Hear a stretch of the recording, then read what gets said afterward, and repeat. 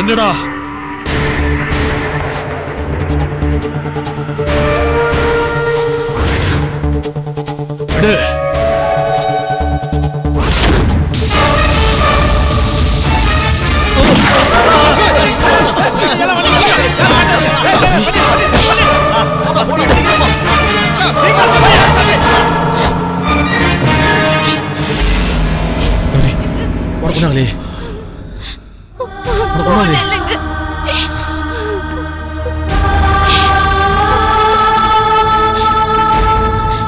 மாமா, நீங்க சொன்ன மாதிரி இவரை தேடி அவங்க இங்கே வந்துட்டாங்க. அப்பா யாருப்பா இவங்களா? என்னையப்பா கடத்த பார்த்தானுங்க? எனக்கு ஒண்ணுமே புரியல, தலைவலிக்கிற மாதிரி இருக்கு. சொல்லுங்கப்பா.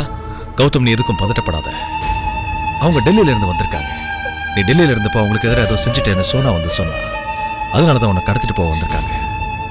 சரிப்பா, நான் எங்க இருக்கிற விஷயம் அவங்களுக்கு எப்படி தெரியும்? எல்லாம் உன் தம்பி தினேஷ் பண்ண வேலை. உன்னை நல்லா தெரியும், அவங்க கிட்ட பேசிருக்காங்க. அதனாலதான் நீ இங்க இருக்கேன்னு சொல்லி அமைச்சிருக்கான்.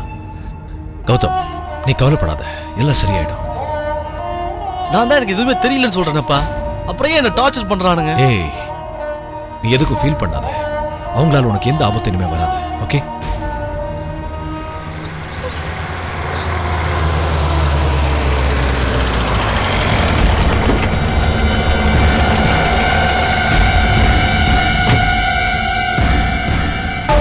வாங்க சம்பந்தி. என்ன நடந்ததுன்னு தெரியுமா உங்களுக்கு? எவ்வளவு தூரம் படிச்சு உங்களுக்கு சொன்னேன் கௌதம பாத்துக்கங்கன்னு. உங்களோட அஜாக்கிரதையாலதான் அவங்க வந்து கௌதம கடத்த பார்த்திருக்காங்க. என்ன கடத்த பார்த்தாங்களா? என்ன மன்னிச்சிருங்க சம்பந்தி, இப்படிலாம் நடக்கும்னு நான் எதிர்பார்க்கவே இல்லை. நீங்க பதட்டப்படக்கூடாதுன்னு தான் நீங்க போன் பண்ணும்போது கூட மாப்பிள்ளை என் கூட இருக்காருன்னு சொல்லி சமாளிச்சிட்டேன்.